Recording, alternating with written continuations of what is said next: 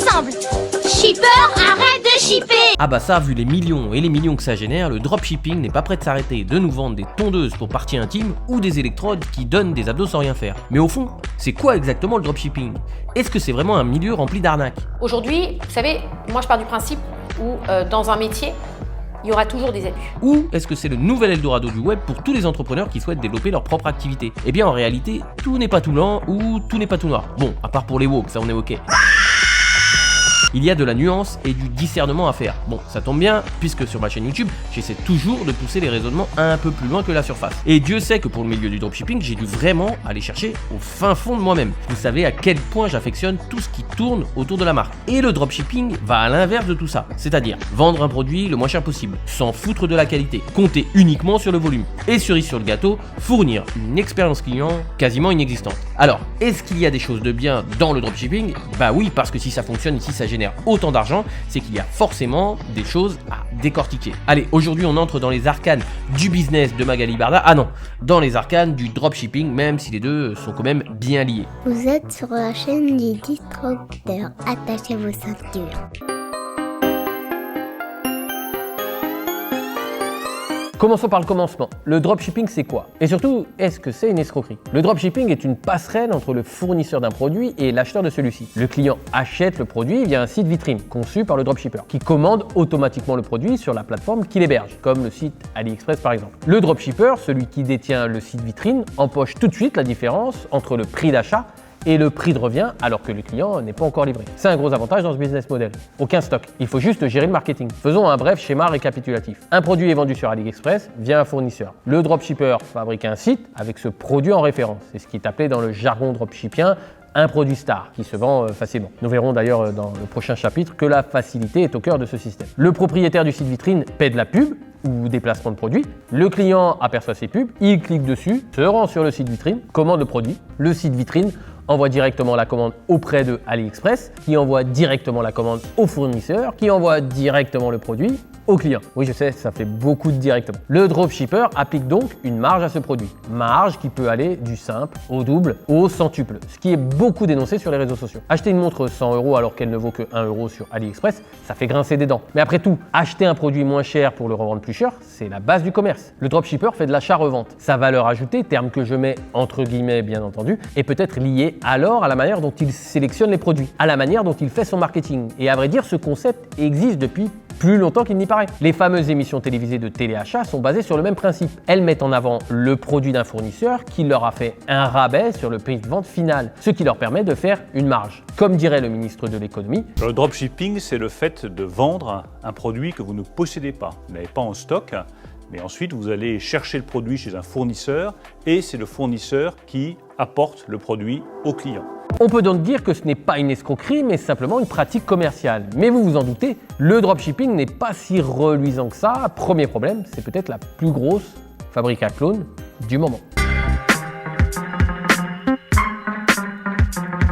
Le dropshipping nourrit toute une industrie composée de différentes strates. Première strate, les dropshippers qui fabriquent les sites et paient des tonnes de publicité. Seconde strate directe, les régies publicitaires comme Facebook ou Instagram qui encaissent des millions d'euros avec les publicités générées. Troisième strate, les influenceurs qui sont payés par les dropshippers pour mettre en avant les produits. Petit aparté sur le sujet des influenceurs, j'ai moi-même testé un placement de produit. En fait, j'ai même testé 2 placements de produits. Bon, ça date un peu, mais laissez-moi vous raconter juste cette histoire qui est symptomatique du milieu des influenceurs qui est un véritable Far West. J'ai contacté l'agence de Magali Barda qui m'a suggéré 2 influenceurs, Julien Bière et Toto des Anges, qui sont 2 stars de la télé-réalité. J'ai donc payé 600 € puis 800 € pour quelques vidéos de 15 secondes. Bon, les résultats ont été assez maigres et je me suis vite rendu compte qu'aucun de ces 2 influenceurs n'avait réellement lu le script que j'avais fourni pour le placement. Mais à vrai dire, je l'ai fait surtout pour l'expérience. C'est le journal de Franck Maes et franchement, j'aime beaucoup. En sachant qu'un influenceur pour faire entre 5 et 10 placements de produits par jour, ils peuvent rapidement amasser une réelle petite fortune en un minimum de temps. Cette fameuse facilité est au cœur du dropshipping.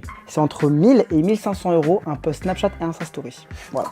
Les volumes, les demandes sont tellement importantes qu'ils peuvent même se payer le luxe de faire n'importe quoi. Mais nous reviendrons sur les influenceurs dans un autre chapitre. Quatrième strate, les fournisseurs à l'étranger, AliExpress et le fabricant du produit. Dans la grande majorité des cas, des produits chinois de mauvaise qualité. Mais il existe encore deux autres strates moins connues du grand public. La cinquième, les personnes qui fournissent du contenu pour parler de la vie incroyable de dropshippers. Ou comment gagner des millions en achetant de la en prenant les gens pour des cons. Et la toute dernière strate, ceux qui sont tout au bout de cette économie. Toutes les personnes qui consomment le contenu de ces dropshippers qui veulent avoir la même vie qu'eux. Qui espèrent en quelque sorte monter de strate pour devenir à leur tour des dropshippers qui gagnent des millions en achetant de la et en prenant les gens pour des cons. Une industrie en somme très complète qui, avec ses différents étages, génère des millions et des millions d'euros. Tout le monde veut sa part du gâteau. Les sites de dropshipping sont tous basés sur les mêmes types de templates, les mêmes types de sites, des copier-coller, tous les mêmes produits, présents partout, quasiment tout le temps. Des stratégies over-dupliquées. C'est un excellent exemple du marketing de clone, ou comment reproduire les stratégies d'une concurrence à laquelle l'on ne souhaite pas ressembler. Même si dans ce cas précis des dropshippers, ils sont tellement bourrins que peu en leur importe de dupliquer. Seul compte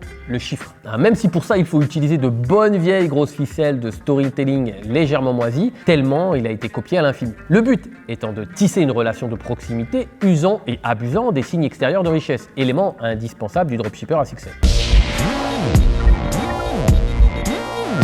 Mais pourquoi ça fonctionne alors, tonton Francky? Eh bien, je vous remercie de m'avoir posé la question. Le dropshipping est en réalité uniquement basé sur les émotions, sauf qu'elles sont divisées en deux catégories en fonction de si vous êtes le vendeur ou l'acheteur. Commençons par le vendeur. La promesse est simple, atteindre ses objectifs rapidement, soit par la consommation du produit, soit tout simplement en voulant devenir dropshipper. La vente de la facilité a toujours fonctionné. Il suffit de voir le produit histoire des dropshippers, les électrodes à poser sur son ventre pour électro-stimuler ses abdos tout en étant dans son canapé en mangeant des chips. Le principe, avoir un six-pack sans fournir d'efforts. En tapant dropshipping sur YouTube, nous tombons rapidement sur une multitude de chaînes qui nous proposent tout un tas de vidéos, toutes plus alléchantes les unes que les autres. Nous n'aurions pas assez d'une vie pour toutes les regarder. Mais c'est toujours le même profil sur ces chaînes. Deux jeunes hommes dans leur chambre qui nous vantent la facilité du procédé. Vous l'avez deviné, l'avatar type de ce business est souvent des jeunes hommes en quête de richesse rapide, sensibles à des promesses comme comment faire de l'argent rapidement sans compétences, sans aucun contact, sans bras, sans cerveau, sans ordinateur et sans électricité. Tout un programme. Passons du côté des acheteurs. Une grande partie des acheteurs de produits dropshippés, je ne sais pas si ça se dit, n'hésitez pas à me corriger en commentaire, sont des personnes qui suivent des influenceurs. Avec l'expansion de la télé-réalité, ce type de programme produit des influenceurs à l'appel. Autant de personnes susceptibles d'être payées par des dropshippers pour faire de la publicité. Les personnes qui les suivent aiment leur contenu. Ils s'identifient à leur vie. Parce que le but d'un influenceur est surtout de la raconter. Les contenus se mélangent entre vie réelle, entre guillemets, je précise encore, et placement de produits. Produits qui seraient utilisés par la star elle-même. Cette relation de proximité accroît la confiance du client. Oh, je l'adore, j'aime tellement qui il est et qui il représente. S'il me parle de ce produit, c'est qu'il doit être vraiment bien. De plus, en achetant ce produit, le client aura l'impression de partager un petit bout de la vie de l'influenceur qu'il suit. La raison s'éloigne puisqu'il lui suffirait de faire un simple calcul pour se rendre compte de la supercherie. Imaginons, un influenceur ferait 5 placements de produits par jour. Souvenez-vous des prix énoncés précédemment, ça fait beaucoup de sous. Et 1500 €. Ça fait donc 150 produits par mois, 1800 par an. Est-ce qu'il utilise vraiment tous ces produits? La vérité est ailleurs, comme dirait Mulder et Scully. Nous avons donc vu les deux émotions suscitées par le dropshipping. L'envie avec la facilité, l'identification avec la proximité. Mais c'est pas tout. Les dropshippers utilisent des stratégies marketing qui titillent encore plus les émotions. Des codes promo pour une descente des prix en escalier. Comment ça marche? Très simple. Le produit est proposé avec une promotion très agressive, par exemple 75% de moins, et à ça ils ajoutent un code promo avec une réduction supplémentaire. Du coup j'en profite pour vous donner un code promo pour Bianoshi. Vous avez le code Carla10. J'ai une offre pour vous qui est juste ici. Émotion suscitée par la rareté, fabriquée artificiellement, je précise. Rater l'occasion. Ne pas saisir cette formidable opportunité. Pareil avec les timers qui s'affichent sur les pages pour dire combien de temps il reste avant la fin de la promo pour nous indiquer qu'il ne reste plus beaucoup de stock. Ces pratiques marketing ne sont pas mauvaises, mais ce qui est mauvais c'est plutôt la manière de les utiliser. Si c'est réellement le cas du temps, de la promotion, oui elles sont bonnes à utiliser, avec toutefois l'idée de réfléchir à l'image dégagée avec ce type de pratique. Dans le cas du dropshipping, c'est tout simplement faux. Il s'agit d'utiliser les émotions pour court-circuiter la raison avec de fausses informations. C'est là où bas blesse. Maintenant, il est temps d'arriver au cœur de cette vidéo. Oui, je sais, ce fut long, mais il était nécessaire de développer ces points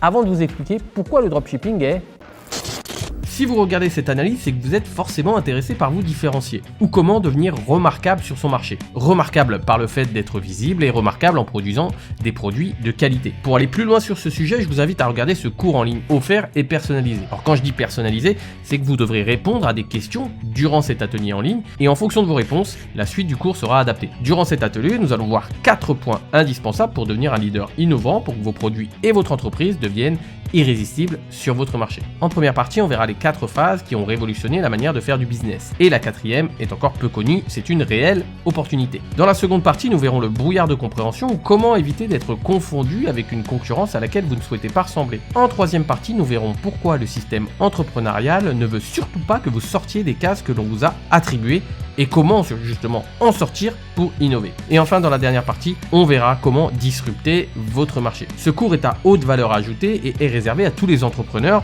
ou porteurs de projets qui veulent créer leur mouvement en ayant une image de marque différente. Pour regarder ce cours en ligne, offert et personnalisé, vous avez juste à cliquer sur le premier lien en dessous de cette vidéo en description, vous entrez votre email, vous répondez à un court sondage, donc c'est à vous de jouer si vous souhaitez vous différencier et être reconnaissable auprès des clients qui n'attendent qu'une chose, c'est de vous payer à la hauteur de votre valeur. Quand vous avez un savoir-faire, le savoir-être doit être à la hauteur.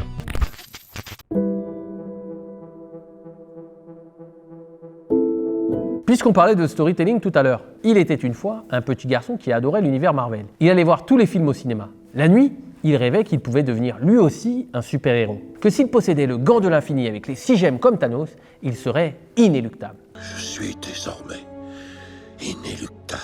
En surfant sur son réseau social préféré, il tombe sur une vidéo qui va changer sa vie. Devenez l'acquéreur de la réplique exacte du gant de Thanos pour seulement 30 $. Waouh! Ni une ni deux, le petit garçon convainc ses parents d'acheter ce superbe gant de l'infini. Chaque jour, le jeune garçon surveille sa boîte aux lettres. Il se lève aux aurores pour voir le facteur passer, mais toujours rien. C'est pas grave, ça arrivera demain. Et effectivement, le lendemain, le facteur a un gros colis dans ses mains, mais c'est pour le voisin. Les jours passent, mais toujours rien. Jusqu'au jour où, dans la boîte aux lettres, arrive une mystérieuse enveloppe. À l'intérieur, il y a un gant de Thanos, mais un gant bien différent de celui qui était attendu. Il ressemble plus à un gant Mappa qu'au gant de l'infinité. Le petit garçon est triste. Bon allez, on arrête là de storytelling à l'eau de rose. Le petit garçon, en vrai, c'était moi. Bah oui, hein, on a le droit d'avoir une âme d'enfant. À part l'âge, toute cette histoire est vraie. J'ai reçu un vieux gant Mappa tout pourri. Le site qu'il avait vendu n'était évidemment plus disponible. En vrai, le produit existait bel et bien, puisque je l'ai acheté sur Amazon par la suite. Bon, pour la modique somme de 99 €. Alors, comme je l'évoquais tout à l'heure, l'attractivité du prix a cassé les barrières de ma raison, qui fut mise de côté pour ne pas rater l'opportunité. Bien évidemment, il y avait les timers et tout le tralala dont j'ai parlé tout à l'heure. Comme quoi, tout le monde peut se faire avoir. Ce type de marketing est similaire au fusil à un coup. Ce n'est pas une pratique rare dans le dropshipping, parce qu'à vrai dire, il n'y a aucune valeur ajoutée fournie par le dropshipper. C'est juste un système d'achat-revente. Il ne veut en aucun cas construire dans le temps. Tout ce qu'il souhaite, c'est faire un maximum de profit. Peu importe l'expérience client, puisqu'il n'est pas détenteur du produit et que son site est interchangeable à l'infini. Et c'est ici que se situe le nœud du problème.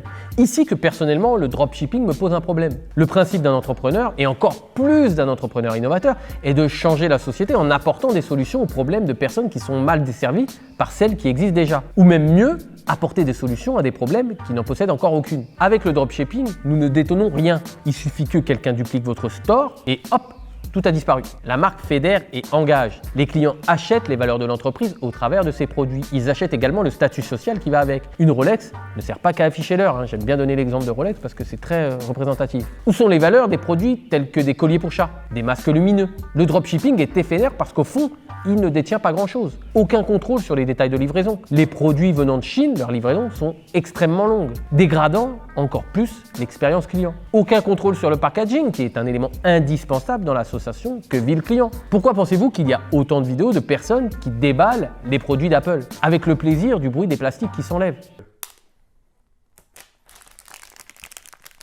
Parce que le packaging d'Apple est conçu pour véhiculer également ses valeurs. Dans ce cas précis, la simplicité et le style épuré. Design de l'emballage qui amène une simplicité de déballage pour une facilité d'utilisation. Qui a déjà lu le manuel d'utilisation d'un iPhone? En réalité, avec le dropshipping, vous contrôlez seulement deux choses. Premièrement, le prix. Comme les produits du supermarché, c'est le seul argument qui peut attirer le client. Deuxièmement, le type de produit que vous vendez. Produit qui peut être largement pompé par d'autres dropshippers. Il n'y a donc aucune exclusivité. Bon alors, quel est l'intérêt pour un produit d'être mis en avant par un influenceur? Ok, vous risquez de toucher une forte communauté en un minimum de temps. Mais quelle image est dégagée lorsque nous apercevons votre produit entre un placement pour une tondeuse pour les parties intimes et un autre pour des paris sportifs? La valeur perçue, l'aura du produit sont alors dégradés. Le dropshipping est dépendant de la publicité. Sans publicité, il n'y a pas de vente. Tout simplement parce que le produit n'existe pas par lui-même. Prenons l'exemple de Tesla. La marque n'investit que très peu dans la publicité. L'essentiel de ses fonds vont dans la recherche et le développement. Ainsi, l'amélioration continue du produit est l'objectif d'Elon Musk. Cette stratégie va à l'encontre du dropshipping. Pour de nombreuses marques, le client est roi.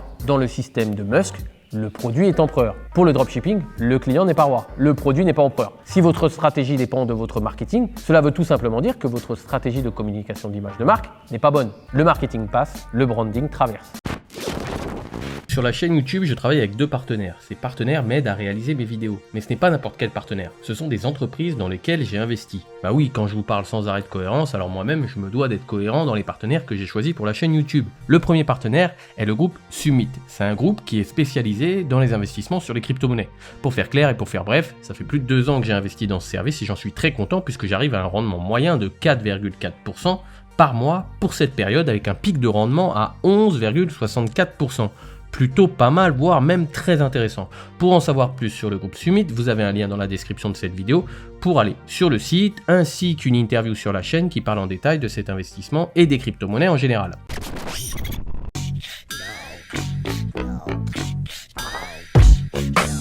Vous l'aurez compris, le dropshipping n'est pas vraiment ma tasse de thé. Des pratiques douteuses et un manque de vision sur le long terme, c'est tout l'inverse de ce que je prône avec cette chaîne YouTube. Créer un univers cohérent, de qualité, pour se différencier. De plus, le dropshipping pose un réel problème de fond. Des personnes s'enrichissent sans réelle valeur ajoutée, tout en important des produits très périssables qui viennent de l'autre bout du monde, fabriqués par des personnes avec des conditions de travail précaires. Dans une époque qui tend à la responsabilité de l'achat, ce type de business est non seulement polluant, mais également assez peu éthique, même si ce dernier mot est très galvaudé dans son utilisation aujourd'hui. Le dropshipping manque de cohérence de toutes parts, non seulement par la facilité d'enrichissement, mais aussi par la facilité de résultat de produits achetés à bas prix, tout en utilisant des techniques de marketing à la limite de la fraude. Vendre des produits dits de luxe avec des promotions très agressives manque également de cohérence. En 2020, on compte 19 352 signalements concernant les achats en ligne de boutiques de dropshipping. Je pense que ce style de business a été très en vogue durant une période, mais qu'il est à bout de souffle aujourd'hui. L'affaire Bouba Berda, avec pour écho la réaction du ministre de l'économie, montre bien que les clients se posent des questions sur le bien fondé de cette